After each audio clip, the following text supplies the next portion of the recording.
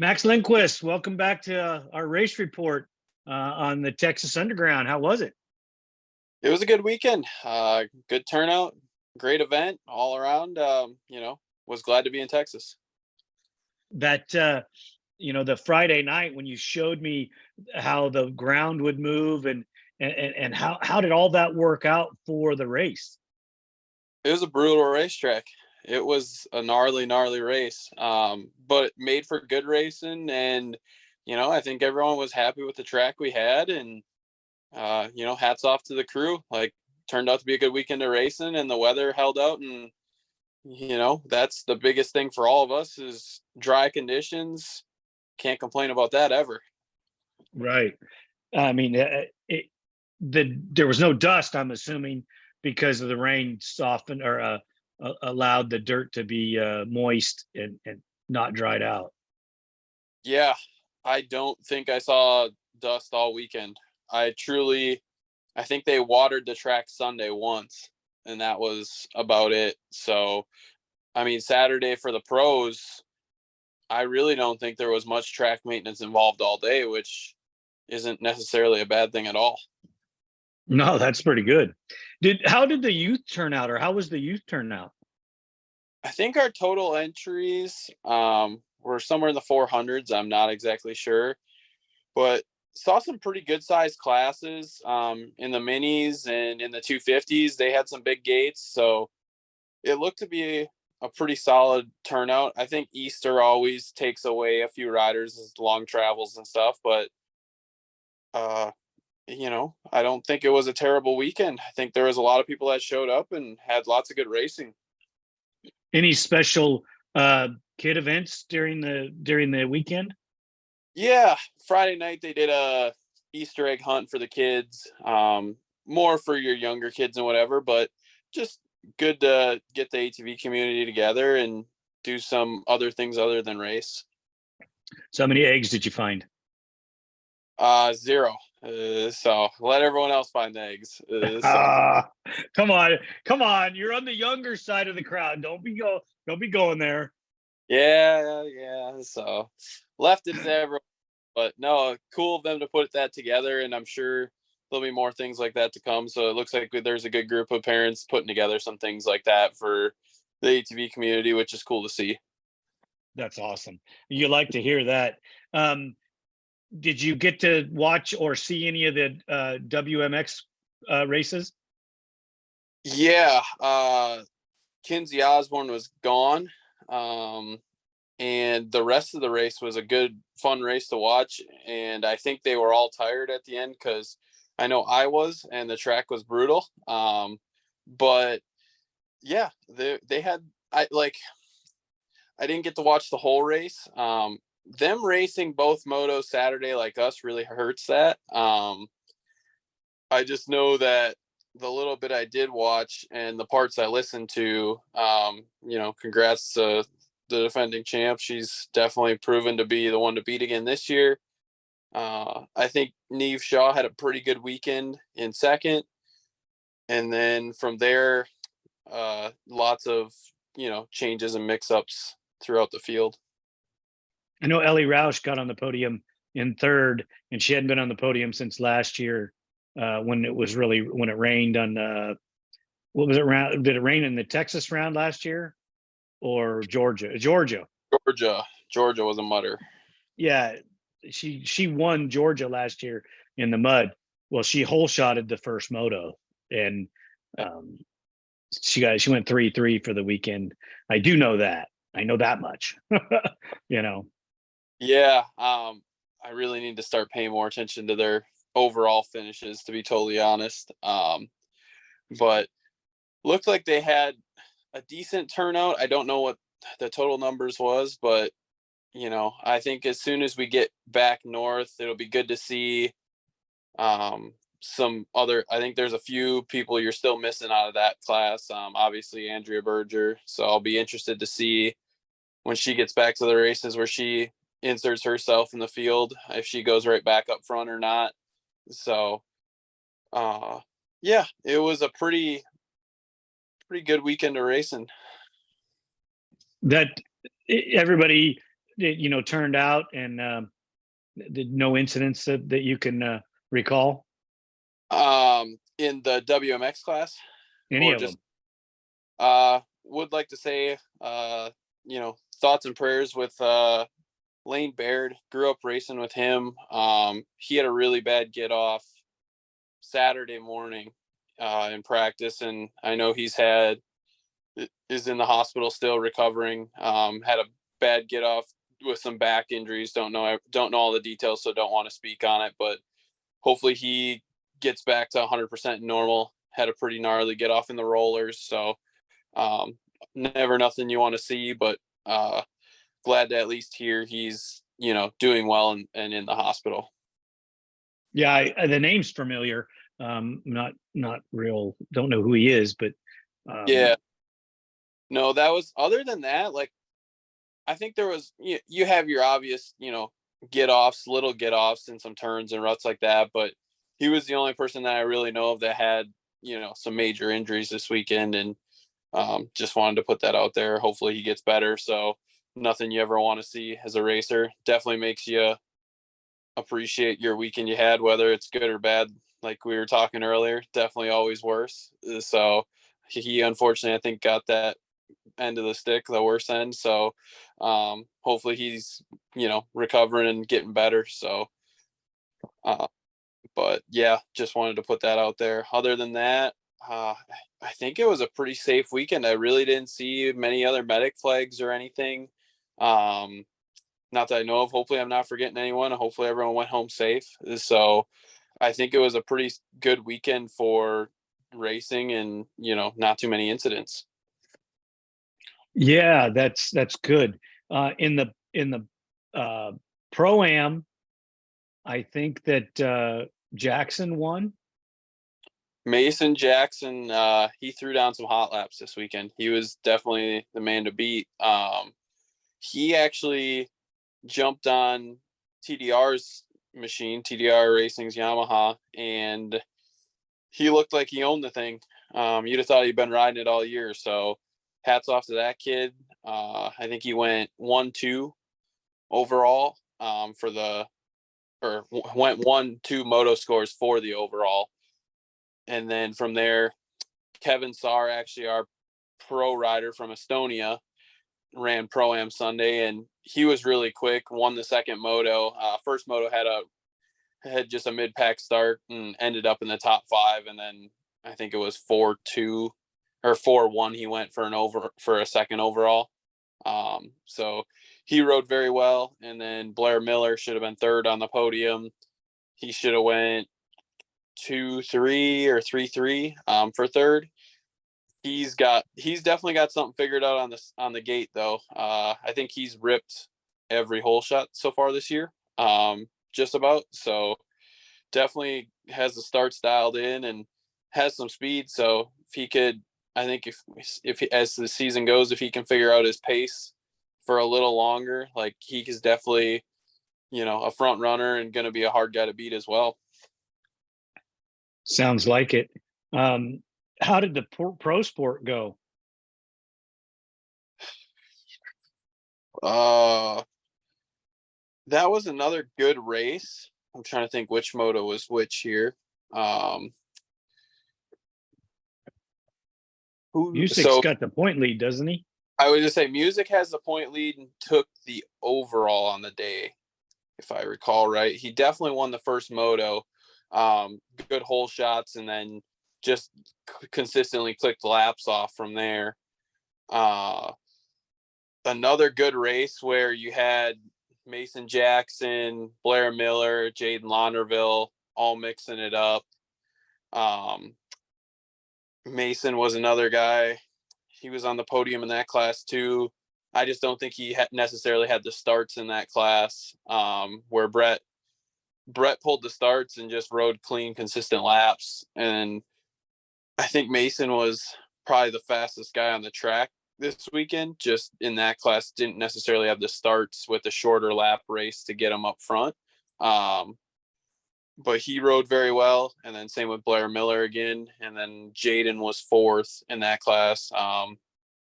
So it was really good racing. I haven't really seen, like, every weekend you're kind of seeing someone else win or get up front, which is not a bad thing at all to see.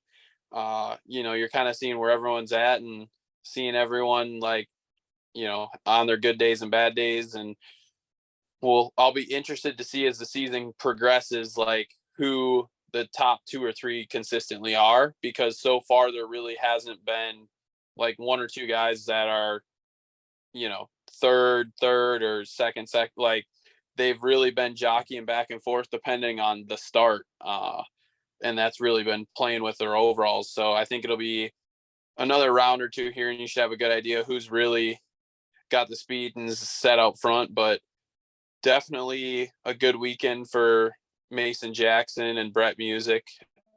So those would definitely be probably the 2 standouts I saw watching the pro sport race.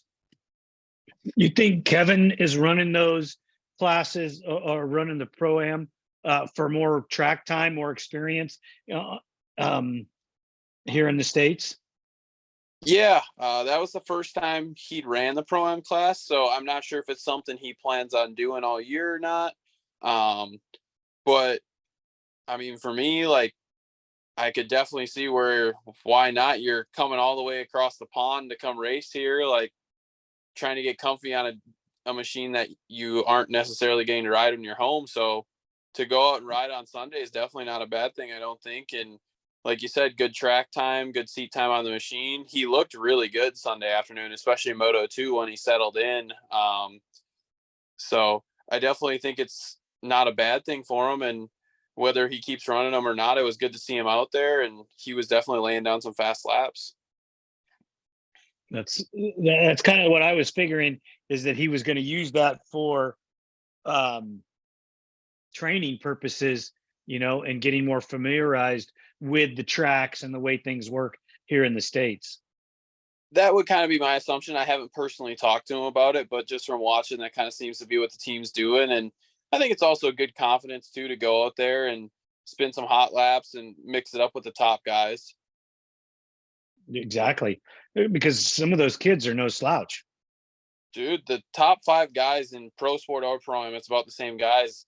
They're all ripping. So each one seems to have, good weekends and bad weekends, but they're all the top 5 guys right now. I think Mason Jackson, Blair Miller, Jaden Launderville and Brett Musik are kind of the 4 that have obviously shown they can win, but there's 5 guys right now that are mixing it up for that first place. We still haven't seen the one I didn't touch on was Joey Chambers. He looked more like himself this weekend. I would expect him to get on the podium here soon. Haven't seen him on the box yet, but he's been really quick, throwing down some good laps. So I think he was 4th this weekend in one of the classes. I know he had some issues in Pro-Am Moto 1. So maybe he wasn't 4th overall, 4th in a moto. But he looks good. So there's definitely a lot of young talent, fast guys coming up. It sounds like it. Jackson just seems like he's lit a fire under himself. Yeah, I don't know what the kid's doing, but I'd keep doing it. So he just hangs on. Like, he reminds me a lot of Joel Hetrick when you watch him ride. He's this little dude, not very big, but he doesn't seem to get tired. Like, he just consistently clicks off his laps and moves forward no matter where he starts, and keeps the machine pointed forward. Like, he kind of looks like he's, a little small for the machine or whatever, but he manhandles that thing and makes it go where he needs it to and pinches the throttle. That's what you got to do, right? Yeah, he's got it figured out. So let's get into a little bit of the pro class. Nick Janusa, Rastrelli, and Bryce Ford, Chad Weinen, and Joel Hetrick seem to be like the 5 guys in the top that just seem to be really consistent. Yeah. You said it perfectly. I mean, Joel is obviously separating himself and proving why he's running the number 1. He's kind of in another zip code right now. Just, whether it's ripping a start or getting to the front, he's been checking out, just putting in super clean, consistent rides. And then Chad's just an animal. Chad's Chad. No one does what he does. I mean, 3 weeks from surgery and goes 2-2 on the day. Like, well, let's talk about that for a minute. If you got a guy that's old enough to be your dad, and they just put a gusset kit in, to put his bones back together, and he goes out there and does what no one on that gate expected him to do. Right? Are you still there? oh, I think most people expected him to roll. Yep. Can you hear me, sir? Yeah. Now we went blank for a second. I'm sorry. I'm hearing you good now too. So if we're good and you can hear me, So I said that nobody expected him to do that, and then I missed what you said. yeah, I think you're right. I think most people expected him to show up and, collect some points, roll the track, whatever the scenario. Well, Chad showed up with a fire lit inside him, and he went out there and put down some hot laps. So from talking to him, I think it was more, if I'm riding, might as well be up front. So there's one thing that guy hates to do, and that's lose. So I think he knows, like, every time he's been, I mean, there's not many weekends you show up and Chad's not on the podium. So I think for him to come to the race, he had to have a legitimate shot to be on the box, and he showed up. So personally, like, it didn't necessarily surprise me he was on the box. Now, to go 2-2 and lead laps, that was freaking impressive. But it's the 8-time champ for a reason. So at the same point in time, I think he just knows how to go out there, and whatever it is, he pushes through it and figures it out. Maybe he's not of this world. Maybe. Some days you would think so. I mean, come on. You're talking about a broken bone that is a 3-month recovery. 3 weeks. Yeah, he did it in 3 weeks. Yeah. So, and he made it look. Go ahead. He made it look easy too. Like, you'd have never known. Not a bit. I mean, you can't take anything away from Joel, Bryce, Rastrelli, you, anybody. You can't take anything away from any of you guys. But yeah, that's just totally nuts that he did that. Yeah. Unbelievable. Sounds about every word I would use. Yeah. Like, there's just nothing you can say about it other than he's an animal. Just shows up, goes to work. Yeah, I was expecting a different podium. But when I seen that, I was like, wow. Especially when I seen a post on social media that he was leading. And I had to double take, and what? No, this is, wow, okay, great. Because I can't get live timing or none of that stuff for some reason. And yeah, it was just incredible. That was a great ride by him. Yeah, put together solid laps and did what he always does. So it's just Chad for you. I think it shocked Bryce and Jeffrey a little bit. I think it shocked just about everyone at that track a little bit. But yes, definitely. Yeah, I talked to Jeffrey, and he just was gave it everything he had and was right there, but just never wasn't enough to get by Bryce or Chad. Yeah.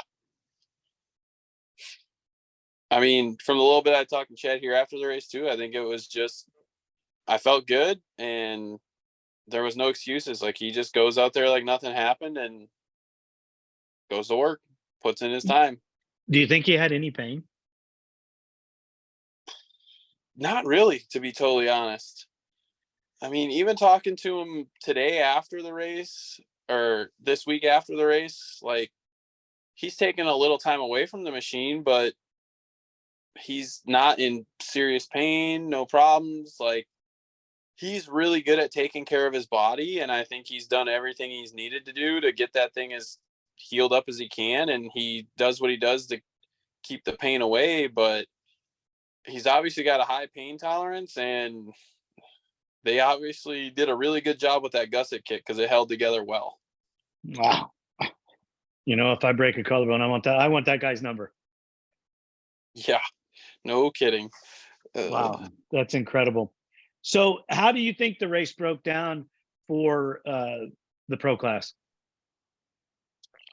As in riders' results, just where they Yeah. were at. Yeah. Pretty typical weekend. I mean, nothing too crazy out of the ordinary. So we had Joel, Chad, Bryce. Obviously, Bryce is on a really good hot streak at the moment. Not necessarily super surprising, just with what he's been coming off of, the way he's been riding. He's been riding very well. Same with Jeffrey Rastrelli. I think either one of them two could have been on the podium this weekend. I think Bryce just executed his starts a little better and got hung with the leaders. It just did what he could and, rode to a solid third. And Jeffrey was right there behind Bryce in fourth if Bryce was going to make a mistake. From there, Nick Janusa, I don't know if he went 5.5 or 6.5, but solid day. Basically your same old Nick Janusa. I mean, Nick's always been known he's a top 5 guy, hard guy to beat, just putting in the laps. Then from there, it should be, was it Hogue, 6th overall? I think it was Hogue. I think it was Hogue because I think he had trouble in the first moto. And then the second moto, he was ripping, ended up 6th overall. Logan Stanfield ended up 7th, and myself 8th, and I think Wesley Wolf 9th, and Cody Ford 10th, or Kevin Saar, one of the two. And personally there, I mean, Logan Stanfield's riding, I think I've seen a lot of posts about it, but he's riding exceptionally well compared to past seasons. He's really picked up the pace, finishing quite well this year. I think he's very happy with what he's been putting together and doing, seeing steps forward. And then Brandon Hogue, I think he's really close to putting it all together. Definitely has the speed. Just, I think he's been struggling. I don't know if it's bike setup, him, I don't know what's going on there. I think he's just had some rough steps or rough couple laps. I saw he had to get off this weekend. So I don't know. I think that was in qualifying, but I think he'll definitely come around. He's got the speed. And then myself, I've been struggling a little bit too, just with the machine and myself to put it all together, but definitely not happy myself with an 8th, but going to do what we can and work back towards the top 5 and work our way up. But overall, I think it was a pretty stereotypical weekend from what we've seen over the last couple of years. Everyone's kind of getting back into the race shape and into race pace, and you're kind of seeing what we've seen at the end of last year this year. Yeah, I think that there's going to be some breakout stuff with some of you guys figuring out things that you didn't figure out in the off season. Maybe you thought you had it figured out, and I can see a couple shakeups, but there again, Bryce and Rastrelli are both on another level themselves. You have the old wily veteran and Rastrelli that seems to have found a little youth. That it's good to see, that he comes back like that. And Bryce is still riding the high from the way 2022 ended. Yeah.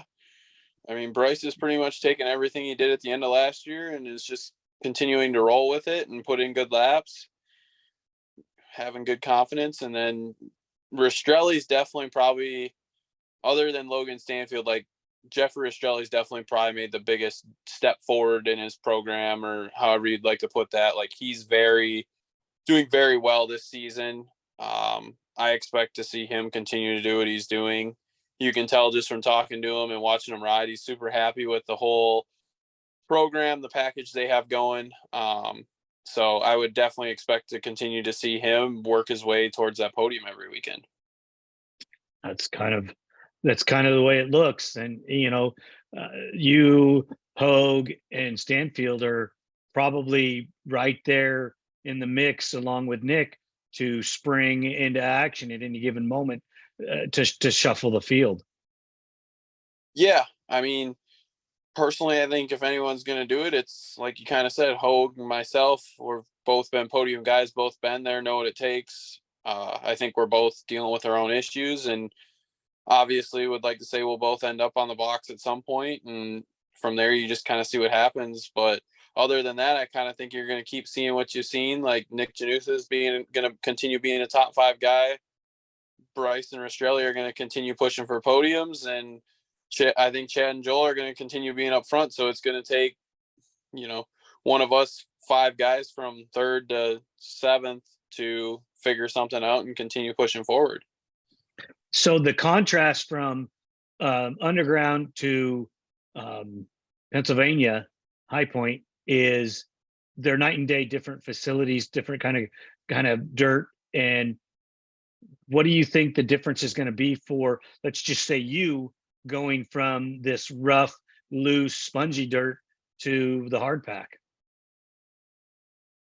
I mean, at the end of the day, it's different for everyone. So we're all going to go up in there, change a few little things, not much. I think a lot of it's just going to come down to executing better starts, having a better race pace, and just going out there and riding the way I know how to ride. Obviously, work on the machine a little bit, try and ride a few more tracks similar to that, soil, dirt, just to try and get yourself more familiar and comfortable with what the machine's going to do on that soil.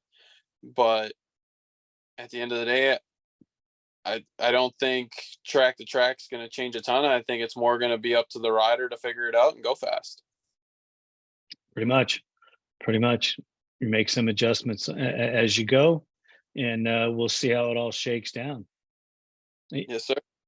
I appreciate you covering the event for me, and we'll be definitely speaking with you when it comes time to get you into Pennsylvania and at High Point. Yeah, definitely. I did want to throw in there, got to watch a little bit of the youth, almost amateur riders in the 250s. Don't know everyone by name, number, like really need to pay a little more attention, but just wanted to shout out that class, that group. They're definitely putting in some good laps. Like they're picking up the pace. Just from what I've seen over the last couple of years, the top 3 there, I think Noah Arnold, Joey Norris, and is it Damian Hubert? I think I saw there a couple young riders really ripping. So just wanted to kind of throw that out there. Like got to watch a few races this weekend, and out of everything I watched, like that was a really entertaining race to watch. Had really good numbers in the 250s. So going to try and keep a little better eye out and continue watching that, as those guys are kind of the guys we're going to hope to see transition to your top 450 classes into your pro-ams and stuff. So I want to throw there that they're definitely moving and are putting on some good racing. That's great. Maybe you could hook up with one of those young men and have them join us on our Friday night. Yeah, we would definitely like to, and that's kind of going to be the plan here coming up for this next round. Going to try and sit down with an amateur and talk about their season and maybe get their opinion on the track and some things coming up rather than just myself. So I think we'll definitely plan to maybe see one of those guys on the show with us here in a couple weeks. That would be great. I really liked our pre-race when you talked about the track and you were showing us the sections and pointing things out. I really liked that. And I think that the feedback that we got in our the comments and the amount of people that looked at that video and the things they said, they really liked the input. So maybe we could try to keep along those lines. Yeah, maybe we'll bring in another amateur or so and have someone that's ridden the track on Friday kind of talk about it and discuss some sections as we look at them. That would be so awesome. The good idea, Max. Yeah, we'll work with it. So we'll roll with it. I only said that because I know you had already brought it up to me, and I just want to make that. That's a great idea. So I think that next pre-race report we'll try to make that happen. Yes, sir. Definitely tune in and keep a watch. We'll definitely make some things happen, sir. All right, brother. Hey, I always appreciate your time, and thank you so much for being my eyes and ears at the racetrack, brother.